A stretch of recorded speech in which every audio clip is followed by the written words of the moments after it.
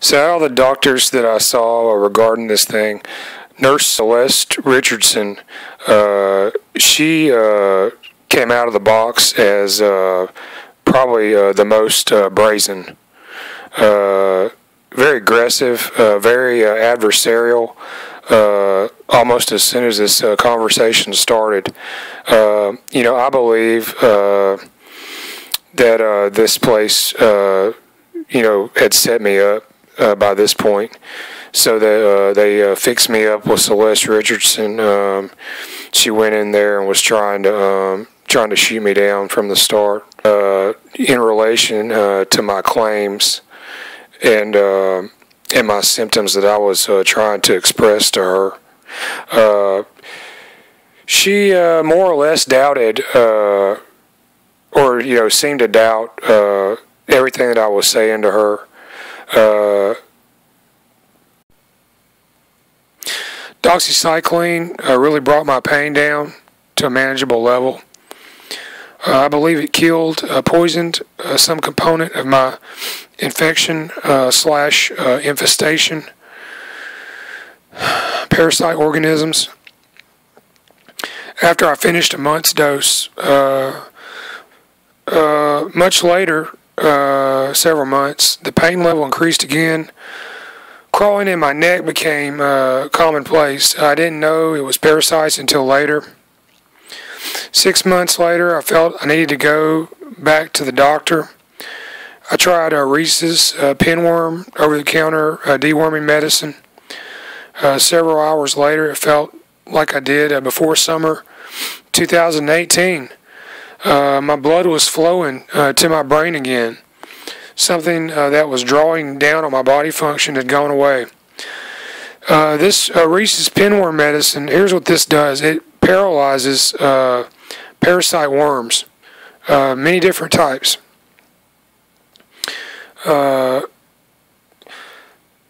It paralyzes them, but it might not necessarily kill them. It might paralyze and starve some of them, which is what happened to me, I think. The pain went away temporarily, and then the crawling came back. The crawling stopped in my neck. Biting could not be felt. A few days later, symptoms returned, not quite as strong as before. So I think some of the worms were starved out. That's my analysis.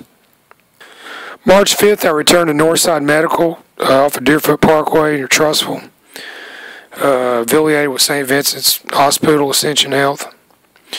The front desk lady told me, this is March 5th, 2020.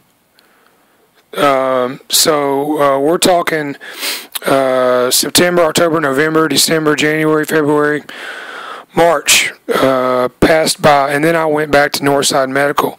There's a lady on the front desk, and she says, "Oh, I remember you. Oh, wow. Well, that must be a lot of people. Well, why does she remember me? I'm nothing special, right?" Interesting. I just had muscle pulled, right? So, if I just had a pulled muscle on my neck, why do you remember me? Why am I so significant? And there's a very good reason for that. I was told Dr. Boykin and Mr. Crump had booked out schedules for that day. I was to see Celeste Richardson, nurse practitioner. I saw another nurse beforehand, sort of a preliminary analysis examination. And I explained the pain again, and the symptoms had returned to that area. By now you should know what my injury is and all the details associated with it. I have a broken skull.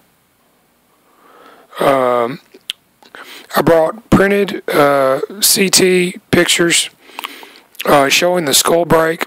I explained and showed underlying injury, and photo corresponded to pain that I had. Left side of my neck, between the underside of the skull and the first vertebrae. That's where it's at. When I went to Celeste Richardson in March 2020, she asked me what happened to my voice, and I tried to explain this to her.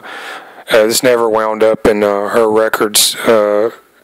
Celeste Richardson mentions that my parasite problem started a couple of years ago. This was in March 2020. Now, I never told her that. What I did try to go in there and explain to her was the fact that I'd broken my skull sometime after July 2018. And then following this, because St. Vincent's Hospital, Ascension held misdiagnosis thing and tried to cover it up over the intervening months. The parasite infection had developed from this. She wouldn't discuss this, didn't want to see the MRIs or x-rays, CTs that I had, didn't want to look at them, acted skeptical of me, did not want to have an open discussion with me. Then she accused me of trying to dictate to her